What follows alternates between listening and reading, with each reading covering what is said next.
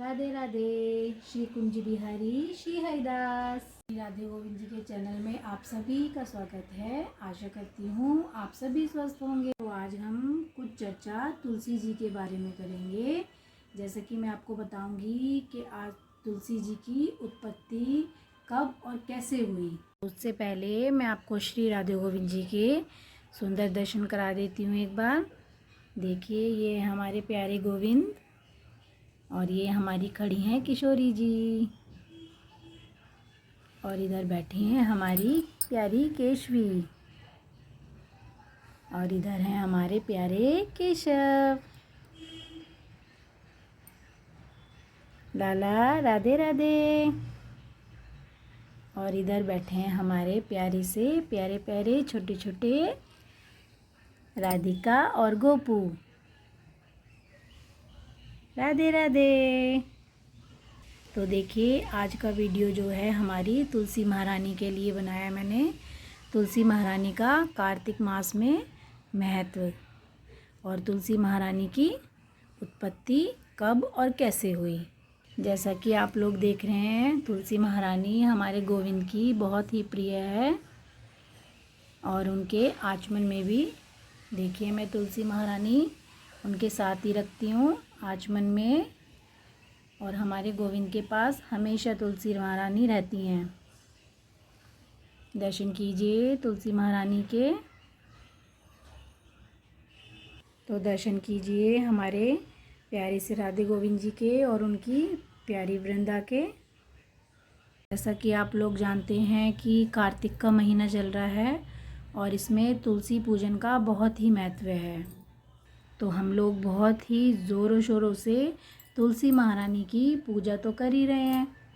और हमारे प्रिय गोविंद ने हमें इस महीने में भक्ति के लिए बहुत ही डिस्काउंट दिया हुआ है कि आप भक्ति करो और आसानी से मैं आपको मिल जाऊंगा। तो आप लोग सभी जानते हैं कि गोविंद की प्रिय वृंदा उनकी बहुत ही प्रिय हैं। तो मैं आज आपको थोड़ी सी जानकारी अपनी तुलसी महारानी मतलब वृंदा देवी के बारे में बताऊंगी। इस वीडियो में हम ये जानेंगे कि हमारी तुलसी महारानी की उत्पत्ति कैसे और कब हुई। ये आपको मैं वृंदा देवी की छोटी सी महात्म कथा सुनाती हूँ। पर उससे पहले आप जो भी श्री राधे गोविंद जी के चैनल पे नए हैं वो श्री राधे गोविंद जी के चैनल को सब्सक्राइब कीजिए, वीडियो को लाइक कीजिए और शेयर भी कीजिए, जिससे ये छोटी सी प्यारी सी कथा सभी सुन सकें और जान सकें तुलसी का महत्व कि तुलसी महारानी हमें कहाँ और कैसे प्राप्त हुई। चलिए हम अपनी छोटी सी कथा शुरू करते हैं।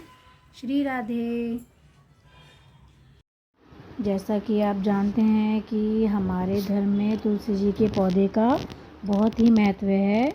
तुलसी जी के पौधे की पत्तियाँ जिनको हम तुलसी दल भी कहते हैं, और तुलसी दल का उपयोग हम अपने धार्मिक ग्रंथों में, देवताओं के पूजन में, मंदिरों में सभी जगह करते हैं। और लगभग 80% लोग हमारे धर्म को मानने वाले अपने घरों में तुलसी जी का पौधा लगाते हैं और नियमित रूप से तुलसी जी का पूजन भी करते हैं। तो आप सभी यह तो जानते ही हैं कि तुलसी जी का पौधा बहुत ही दिव्य औषधियों से भरा होता है। तो इसीलिए हम तुलसी जी की पत्तियों का उपयोग घरेलू चिकित्सा में भी कर लेते हैं।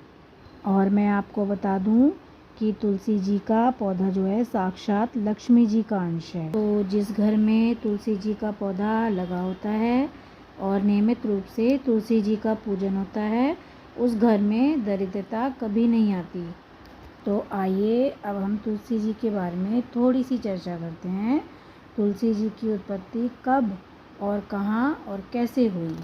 वैसे तो इस संबंध में अलग अलग ग्रंथों में और पुराणों में बहुत ही अलग अलग कथाएं हैं और उनमें बहुत कुछ ही बताया गया है। तो सबसे पहले हम उन कथाओं को संक्षेप में जान लें। जैसा कि आप सभी जानते हैं कि पुराणों में, ग्रंथों में जो हमारे अनुसार एक जलंधर नाम का दैत्य था जो बहुत ही दुष्ट और पापी था। उस दैत्य का आतंक बहुत ही बढ़ता जा रहा था।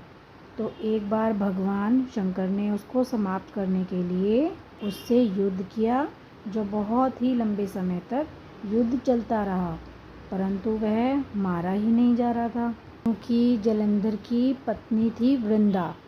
एक ही महान सती थी, जो वह सभी जानते हैं। तो आप लोग तो ये जानते ही हैं कि सती जो होती हैं उनके आगे तो यमराज की भी नहीं चली है। और दैत्य जलंधर की पत्नी जो थी, जो बहुत ही महान सती थी, इसीलिए दैत्य जलंधर की पत्नी जो थी ना वृंदा, उसके सतीत्व के कारण दैत्य जलंधर मारा ही नहीं जा रहा था।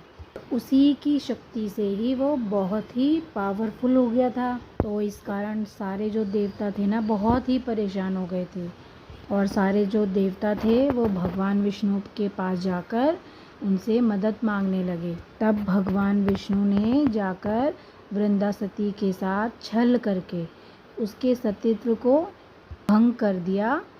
तो ठीक उसी समय शंकर भगवान ने जलंधर का वध कर दिया। तो जब वृंदा को पता चला कि भगवान विष्णु ने मेरे साथ छल किया है, यह देखकर वृंदा ने भगवान विष्णु को श्राप दे दिया, और उसी श्राप के कारण भगवान विष्णु शालिग्राम जी की मूर्ति बन गए, और वृंदा अगले जन्म में तुलसी का पौधा बनती हैं, और उसी तुलसी के पौधे की पत्तियों को भगवान शालिग्राम जी की पूजा में अर्थात विष्णु पूजन में प्रयोग किया जाता है। तो आप लोग ये तो जानते ही हैं कि तुलसी दल के बिना भगवान विष्णु का पूजन सफल ही नहीं माना जाता। तो इसीलिए हम भगवान के आचमन के लिए भी जो जल रखते हैं उसमें भी हम तुलसी दल का ही प्रयोग करते हैं। तो देखिए, ये थी छोटी सी वृंदा देवी की महत्तम कथा जो मैंने आपको अभी श्रवण कराई, जिससे हमें यह पता चलता है कि हमारी वृंदा देवी इस पृथ्वी पर कब और कैसे उत्पन्न हुई। तो देखिए, आज तुलसी जी की महत्तम कथा के साथ मैं आपको अपनी वृंदा देवी के तुलसी माता की आरती के भी दर्शन कराऊंगी। तो चलिए हम तुलसी जी की आरती करते हैं। हे तुलसी माता, हे सुखदाता, तुम हो कृष्ण की प्यारी, जोत जलाएं हम तेरी, यह भक्ति है मेरी। जय हो मेरी तुलसी माता, जय हो मेरी वृंदा देवी। तो लीजिए, हमारी तुलसी माता की आरती भी हो चुकी है। तो आपको मेरी ये छोटी सी वीडियो मतलब वृंदा देवी की कथा अगर अच्छी लगी हो तो इस राधे गोविंद जी के चैनल को लाइक कीजिए, सब्सक्राइब कीजिए और इस वीडियो को शेयर भी कीजिए। श्री कुंज बिहारी श्री हरिदास।